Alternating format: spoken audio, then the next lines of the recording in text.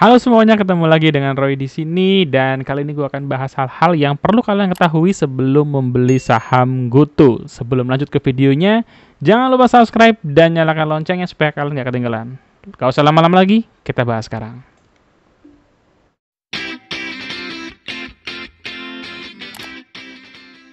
Oke teman-teman, hal pertama yang harus kalian ketahui adalah apakah PBV-nya GoTo itu termasuk murah atau tidak ya. Jadi bagaimana cara kita menghitung PBV-nya?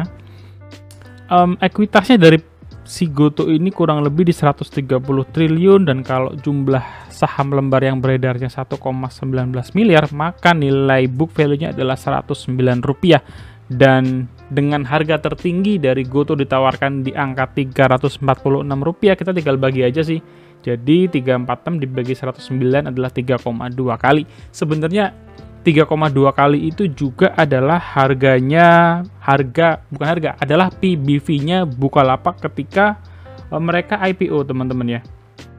Jadi ini saya tampilkan perbandingan kompetitor di teknologi ya, meskipun ini nggak 100% sama karena nantinya GoTo juga masuk di teknologi dan di situ ada kayak Buka pastinya, DCII dan MTech. Nah, kalau kita lihat ya,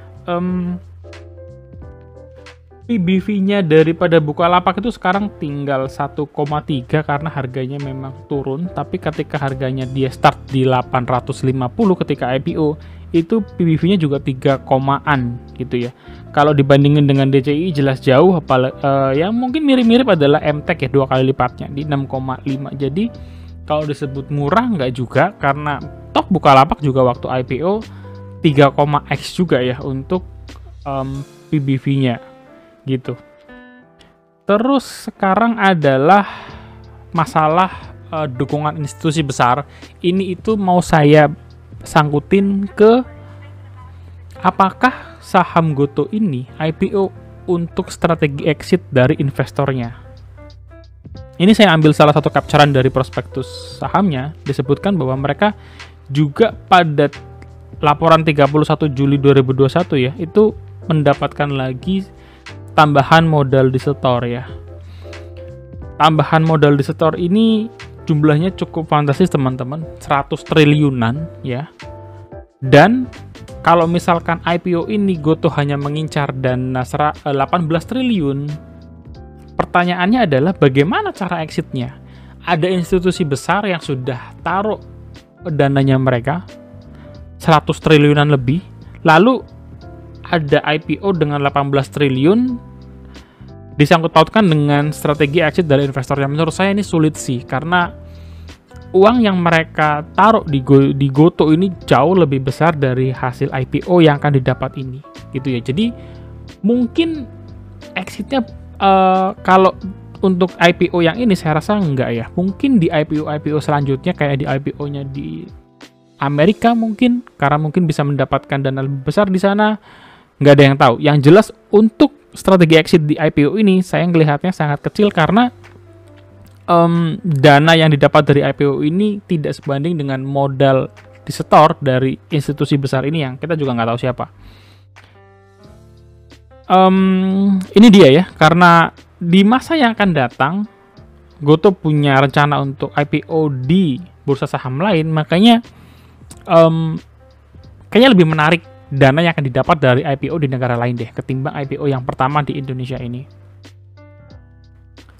Yang ketiga, fakta bahwa perusahaan belum pernah untung itu fakta yang memang fakta sebenarnya ya, dan mereka taruh itu di bagian resiko prospektus. Jadi saya kutip dari kompas.com, sama seperti GoTo ya, Bukalapak, Amazon, dan Tesla juga dulu waktu IPO masih posisinya merugi. Cuman sekarang kalau dibandingin dengan sekarang, Amazon itu sudah meraup untung gila-gilaan ya, kayak satu kuartal saja sudah 117 triliun.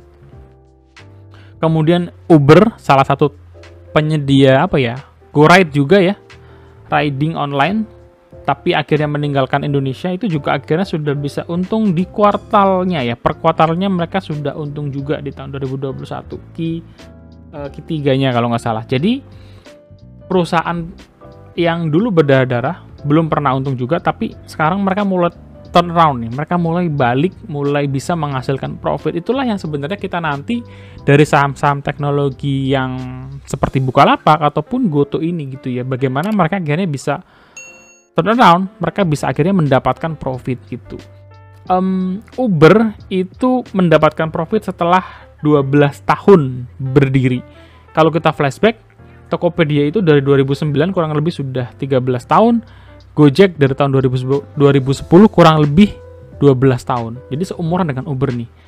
Ya mudah-mudahan di tahun jangan terlalu lama ya, idealnya mungkin di tahun ke 16-17 mereka sudah bisa mendapatkan profit, ataupun kalau belum bisa, ruginya itu harus semakin menurun dari tahun ke tahun gitu ya, sebelum akhirnya sampai kepada titik profitabilitas. Nah, dari mana kemampuan profitabilitas? Tentu saja kemampuan untuk meningkatkan monetisasi ya. Ini saya rasa jadi salah satu tantangan terbesarnya Goto, gimana mereka bisa memonetisasi peredaran transaksi yang ada di sana gitu ya. Karena transaksinya sudah sangat besar sekali teman-teman. Kalau kalian baca prospektusnya itu sudah ratusan triliun gitu ya yang beredar menggunakan ekosistem Goto. Jadi itu PR-nya Goto saat ini ya, mendapatkan monetisasi dari peredaran uang itu. Lalu bagaimana nasibnya Goto kira-kira ya? Kita coba ngelihat perbandingannya dengan kompetitor ya, nasib-nasibnya si kompetitor ini ya, kita coba bahas di sini ya, sekilas gitu ya. Goto bagaimana? Yang pertama adalah Uber ya.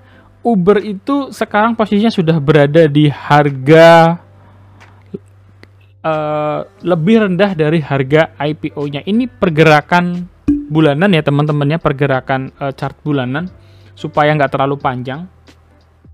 Jadi saya mau warnain dia IPO di harga sini, sekarang sudah di harga ini. Jadi harga Uber yang sudah mencapai, yang sudah memberikan profit kuartalnya ya, itu masih di bawah dari harga IPO-nya. Bagaimana dengan Grab? Grab lebih parah ya, dia turunnya cukup tajam teman-teman ketika dia IPO di sini, lalu dia sekarang turun sampai di sini. Jadi Grab sendiri direspon kurang baik di pasar Amerika karena ketika mereka terakhir ini mengumumkan masih rugi dan ruginya juga besar, itu direspon investor dengan haki gitu ya, sahamnya pun jeblok gitu.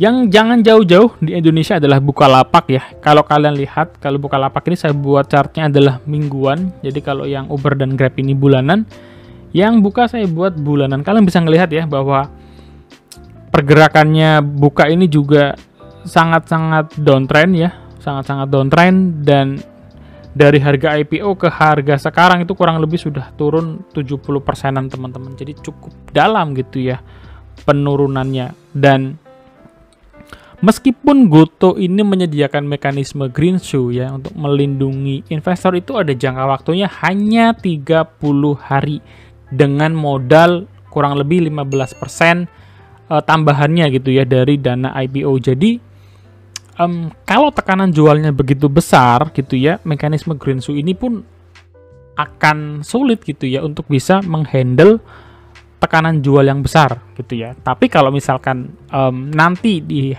ketika sudah dimasuk ke market tekanannya cenderung stabil, saya rasa mekanisme green shoe ini bisa menahan penurunan daripada Goto gitu. Nah, yang terakhir, saham Goto ini apakah kalian yakin ARA gitu ya? Saham Goto ini teman-teman, bobotnya ke IHSG itu sekitar 7-9%. Ini tuh beda dikit dengan BBCA. So kalian bayangin kalau BBCA ARA IHSG kayak gimana, dan sebesar apa usaha yang harus ditempuh agar BBCA bisa ARA karena marketnya begitu besar. Dan ini juga yang membuat saya berpikir realistis bahwa dengan market cap yang begitu besar, saya nggak yakin Goto itu bisa ARA di hari pertama seperti saham-saham IPO pada umumnya yang market cap-nya kecil lah teman-teman ya, hitungan puluhan sampai ratusan miliar. Karena market cap-nya yang begitu besar ini bahkan melebihi Astra, butuh effort yang sangat-sangat besar. Dan let's be realistic, dengan market cap sebesar ini tentu saja Andaikan itu mungkin ARA, ya buat saya itu bonus gitu ya. Kalaupun nantinya ternyata ada fluktuasi harga, ya memang itulah resiko di bursa saham. Segitu aja teman-teman video kali ini, semoga bermanfaat buat kalian semua. Itu dia teman-teman beberapa poin yang harus kalian ketahui sebelum membeli saham GoTo. Video ini bukanlah ajakan jual beli, jadi kalian harus lakukan analisa kalian sendiri sebelum memutuskan untuk membeli ataupun tidak saham GoTo ini. Dan kalau kalian suka dengan video seperti ini, subscribe guys. Jangan lupa like, share, dan kita bisa diskusi bareng di kolom komentar. Kalau kalian mau request saham, feel free. Gue akan pertimbangin kalau memang saham itu menarik. Sampai ketemu di next video. God bless you guys. Bye-bye.